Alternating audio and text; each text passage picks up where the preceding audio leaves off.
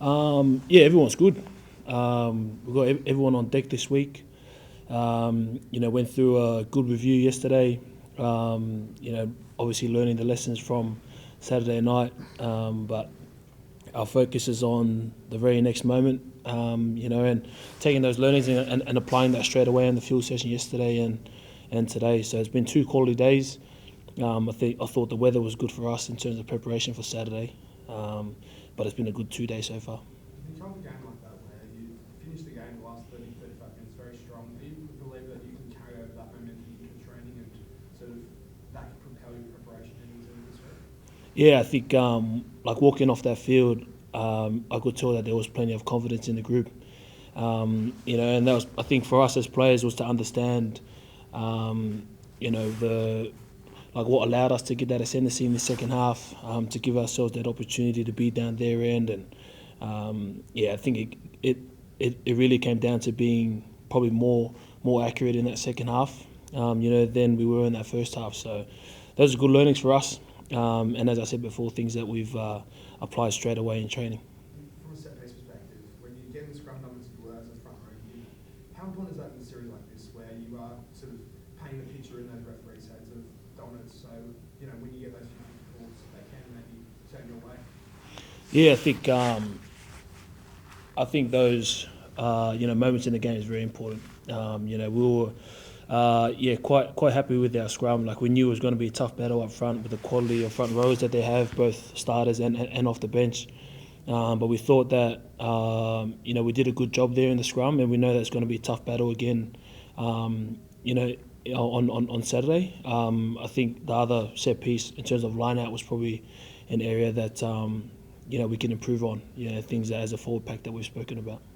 With the scrum, Alan, is there anything you think, obviously Mike Con's a huge influence around the dark arts, but is there anything you can put a finger on as to why you're getting more consistent returns there, and maybe even dispelling this notion that Australia can't scrum? I think, I thought, throughout the growth of the group last year, you could really see the improvement of our back five, and the way that they're able to transfer that weight, through to the front row. And I think for me, being up at the front, you can really feel that change and that consistency. And it probably does come from the quality of coaching that we've had, and I guess the simple messaging, but a clear understanding from the boys as well on how we can improve, throughout that scrum set piece. And I think from where we were this time last year, there's been a massive growth around that. So I think for us, it's just to continue to take that forward and have plenty of belief in our scrum. Is it important, probably going to be better like this at best, they might be future of all sorts of scrums, it's important tool to have, like a night that might be a bit self-start? Yeah, for sure. And as a forward pack, we have to expect that, with the forecast coming. And as I said, that's what I was saying before, that the preparation today in the rain is perfect for us to understand, one, how we want to play around the field, but two, understanding that the set piece is going to be important. And your combination with Dozen in the centre is still relatively fresh, I guess. The game this last weekend, what were the key learnings for you two as a combo? Yeah, obviously we've only played a handful of games together, but it's just trying to understand, in what places you'd like to get the ball, and kind of just feeding off each other. I felt like I didn't really get into the game as early as I wanted, but that's a lot of learnings that I can take moving forward. The Brumbies, but what's that switch like? Is it change your game too much? I kind of like to think it doesn't.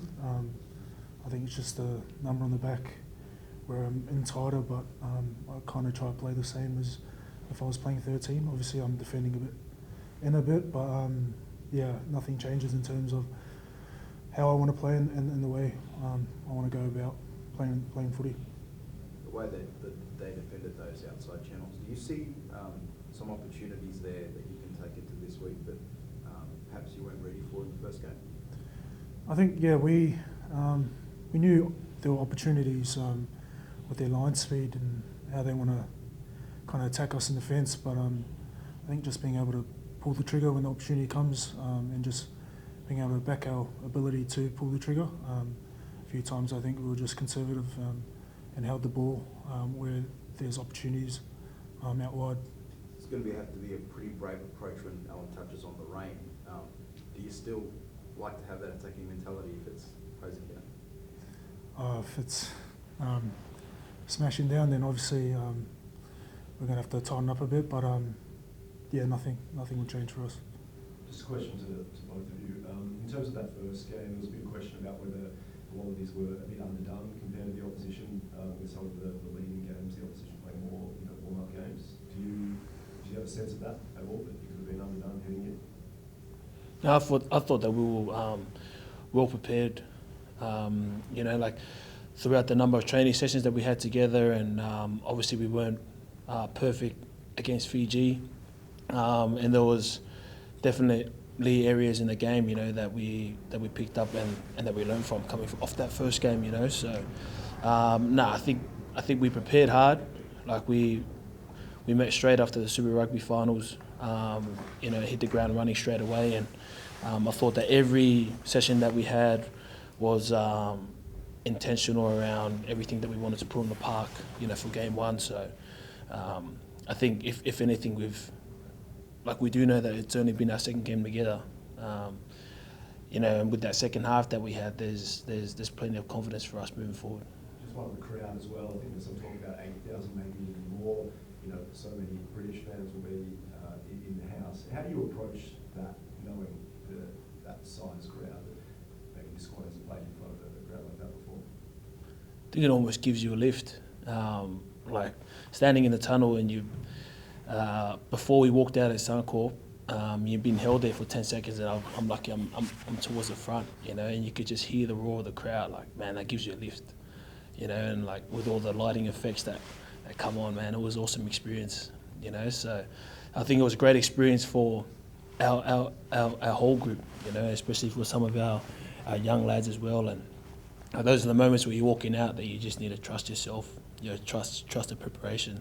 But more so, like, enjoy the occasion that we've been blessed with. Is there a chance to build some better memories with the MCG for you, mate? Because the last one was obviously shattering for you. Yeah, that wasn't great. But yeah, like, hoping to go out there and, hopefully get the opportunity to put in a good performance. I think, understanding that there's probably close to 90,000 there at MCG, and, I don't think anyone in the squad has played in front of a crowd like that. So we know that the Melbourne crowd here get behind the boys, and there will also be a large, bunch of Lions fans as well. So I think the atmosphere is going to be unreal, and we're focusing on for us is putting in a performance that ourselves are proud of, but also that our supporters are proud of.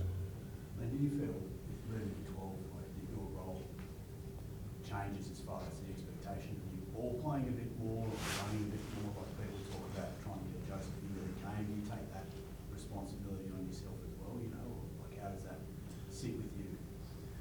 Yeah, I think it's a bit of both. I feel like I need to help Tommy. Obviously, Tommy's only played a handful of games for the Wallabies, and just making sure that he's got someone that he can rely on and be comfortable with, and then it's just kind of just being able to flow and get the rest of the back line into the game, and that comes from the 10 and the 12, also the 9 too, but just playing in positions that our back line are comfortable playing in. And that combination, did you find it you got together nicely by the end of the spring tour, and it's just kind of coming back now? Does it take time when you're both changing positions, I suppose, and I haven't played that spot? Yeah, I guess it's just making sure that we're getting the reps in. We've been going hard at it, at training, making sure that we know what we want as a centre pairing, and just going off that. On combinations, you probably gone into this year expecting potentially being yourself and Noah, due to playing so much together in back to right these days.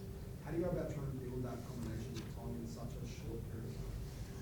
I think for us, it's just giving him the confidence, giving Tommy the confidence to play his game, and just backing him. We got to back the young buck and let him play his game. Alan, the match tonight, what are the plans for watching it? And the team itself, does it offer, I don't know, a bit more attraction because of its makeup than another provincial team for you? Yeah, I think like we've got a bus heading out, and I know that there's a large part of the squad that's going to go out and support the boys. Because like we've had great support from a lot of so for this team, like we've got guys coming like in and out of those teams to come in and to help the main squad prepare. We've got guys coming in from different Super Rugby teams to help the guys prepare, and those are things that as a squad internally that it creates that bond, and we really do thank like a lot of those boys who answer those calls from the coach and say yes straight away to come in and to fill numbers and to help us prepare. And I guess the least thing we can do is to go out and support the boys or to tune in on stand and to watch them as well. And I think this team is really special. You get to like represent the Pacifica boys and the Indigenous culture there as well. And I think that it's great for the game. You can see that the team that they put out there is very experienced as well, led there by KB. So really expecting a quality game tonight. Hopefully the boys get the dub. Do you feel like you're a bit envious of not being in that environment as well? Yeah, I mean, there's things that you see from their camp, like last night they did like a other ceremony, I think it was to present the jerseys, and those are things, when you touch on the Samoan culture, it's proud to see, and you could see that a lot of their team, their coaching staff, even guys like Phil Wall was there and was experiencing all that culture. I think is really special, so hopefully it adds that bit of motivation for the boys to go out there and to do well for their jersey. Long term, what do you reckon concept should return? For tonight, the First Nations and Pacifica 15, would you like to see it come back and be part of Australian rugby? Yeah, I would. I think it's I think it's great for our game. Like we see now throughout Australian rugby, there's a large percentage of Pacifica boys and girls who are playing the game. So I think if another team like that might create opportunity for a younger generation to come through and to live their dream and play footy professionally. And just on WALLABIES, he hasn't missed too many games from rugby's or WALLABIES. Just like how different did it feel out there without his presence at the weekend? Yeah, I think last week we were trying to count. I think he's gone 2 years straight without missing a game. And I think that just shows how professional he is off the field. And he was gutted last week. He tried everything he could to be there, but just wasn't quite right. And I think on the field, we could probably tell, in the first 40, that we're just missing that punch in the carry, and that was something that through the Brumbies and the Wallabies that Bobby always brings, and he does have that physical presence. So he has to tick his boxes throughout this week. So we got our fingers crossed, hopefully, because that would be awesome for him to be here in Melbourne in front of his family where he was born and raised, to hopefully get the opportunity to play the Lions. So just get him on the rehab table, get his soft tissue and that massaged, and give him every opportunity. He says he doesn't feel any pressure as well, there'll be a lot of expectation if he does play to kind of turn the tables on the big Lions boys. Has he always been like that? He's just nothing seems to faze him? Yeah, but I think what allows him to feel like that in the moment is the way that he prepares. And he's ticked every box off the field to give himself the opportunity to train well, and what gives him that confidence is the way that he trains. So when he's running hard at training and tackling hard, it's because he wants to walk out there on Saturday and not feel that, just to trust that he's done all the work. So far he's been ticking those boxes. So I think he's got a few more to tick, and then hopefully we can see him out there on Saturday. Have you got the adjustments in your game to wind and it is really wet? Yeah, I think like our game drivers have been sitting down with Joe, and I think it's like to know that that's the forecast all week.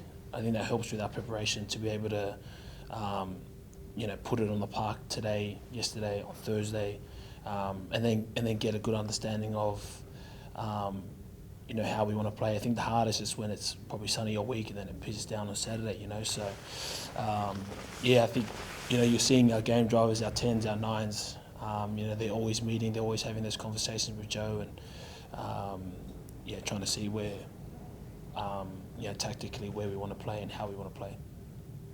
Just on Joseph and getting him in the game, some of the Warriors I've spoken about all year is like actually not doing it enough. In playing at 13, there's been kind of commentary that he might be better suited in the back three. Where do you see Joseph best suited in the game? Right, he's obviously a free player. Yeah, I think, to be honest, like, if he's on the field, that's the best thing for us. Like, just somewhere on the field, and if he's playing 13, if he's playing on the wing, fullback, I know that he's just a freak of an athlete, and he can step up to the occasion and just play his footy. He always touches on it's at the end of the day it's a footy game, and he's a footballer, so I don't think it'll faze him. Is there any hesitation there? Because 13, you've got a really specific role. You've got to be, defensively, you've got to be in the right spot. For him to kind of go roam and look for that hill a bit, like, would you encourage him to go? Probably it's more on, myself and Joseph. Like, we need to go looking for the ball. We can't sit on the edge and expect the ball will come, because sometimes the way the game's played, it doesn't really get to an edge. So just being able to roam around, it's not rugby league. He doesn't have to stay on the left side. He can roam around and get into the ruck or close to the ruck if he has to get a touch and be in the game. And it was mentioned before the Russian defence, like obviously the great thing about the 3 Test series, you get to see what they've done the first test. Have you got ideas in your head about how to counter that? We do. We've got a few things up our sleeve that we have for the game, and if the weather's like that, then I guess we're going to have to chuck it out. But we've got some stuff. Len and I'd love to get both of your perspective on this. We're almost a week into the Lions series, once in 12 years. Does it feel different to a Bledisloe or other internationals? Len, share with us your experience. Honestly, this whole year I've just been I've been thinking about the Lions, and it's just like a click of a finger and it's here, and we've already played one game, and it's happened so quick. So just being able to sit back and really enjoy the moments of how we prep to come into games and all those kind of things, and just the atmosphere, the buzz around Australia has been crazy. What about you? Yeah, I think it's more. Yeah, I guess you see all the hype on, social media. But I think for me, like walking around the streets last year around the Brisbane city, it was just chaotic with fans, and like to experience that was special. Like the Lions fans, they're very passionate, but very respectful as well. Like they're coming around asking for photos and wishing us luck, and filled up all the pubs in Brisbane City, and I guess it just reaffirmed how special this is, and really just told me like it's like we've got a blessed opportunity we have here, so to go out there and to do what we love. Are there any things you can lean on, Slips and James, that kind of touchstones for how to do this? They've lived it a long time ago, but come down here, must have been in Melbourne. I think that's the great thing about having guys like Slips and Rabs, when it's for them to experience, to share their experience with the boys, but not really in a meeting forum, but more like around dinner and lunch and grabbing a coffee, and boys just asking about the experience of their, like their second game against the Lions last year. And we had Keps come down today and to watch training as well. He was a Wallaby Centurion, and it's nice, you know, you got a lot of the Wallaby veterans that are floating around, you know, doing little promotional gigs outside that come into the environment, and yeah, I guess help give their insight on their experience if asked by one of the younger players. So yeah, I think that's been great for us. Thanks, Al. Thanks.